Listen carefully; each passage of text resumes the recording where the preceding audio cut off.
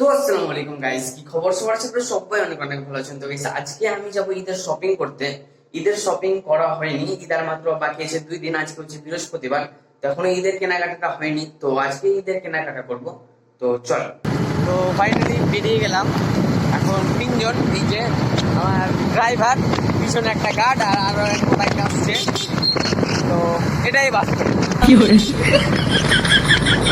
যেহেতু 3 দিন পরে ঈদ, তার জন্য আজকে ভিড় হবে। তারপরেও যাচ্ছি কারণ এখন কিনা হয়নি, তো এবারে কিনতেই হবে।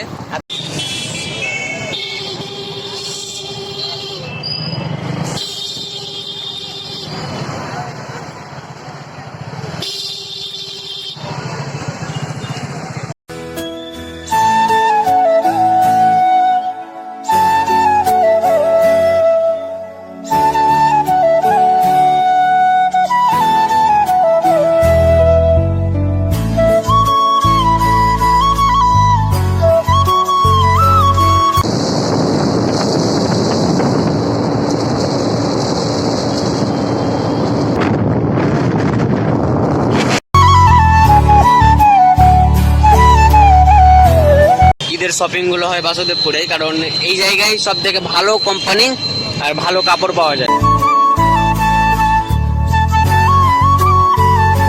এর আগের বারও এই দিক দিয়ে ঢুকেছিলাম। যেহেতু 3 দিন পরে, তার জন্য এই যে এখন বাজারের অবস্থা। আর কালকের থেকেও বেশি অবস্থা খারাপ হবে, কারণ কালকের পরেই পরশু ঈদ। পুরা হলো, বাট আমার পাঞ্জাবিটা আমার মনের মতন পাচ্ছি না। তো চলেন ওইদিকে দোকানগুলোতে দেখা যাক।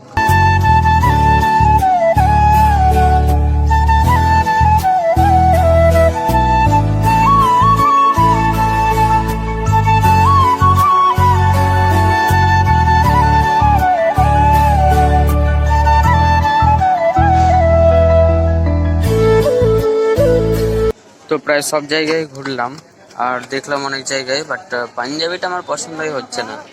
আর এই ব্যাগে আছে শাড়ি। তো সানোরদা, কিনা হলো? কি কিনলা? তোমার হলো না? আমার তো পছন্দই হচ্ছে না।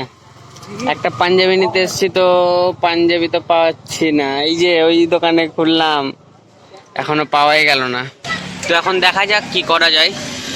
তো পাঞ্জাবিটা পাওয়া গেল না, তাই এখন মন খারাপ করে যেতে হচ্ছে বাড়ি। এখন যাবো কি যাই না ঠিক। এখন যদি দেখা যায় তাহলে কোনো একটা দোকানে যাওয়া যাবে, না হলে সিধা বাড়ি।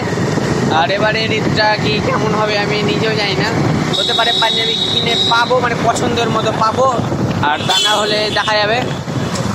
তো এখন চলেন। তো যেহেতু পাঞ্জাবিটা হলো না, আর অন্য দোকানে দেখলাম না, কারণ অনেক রাত হয়ে গেল, এখন প্রায় 11টা 5।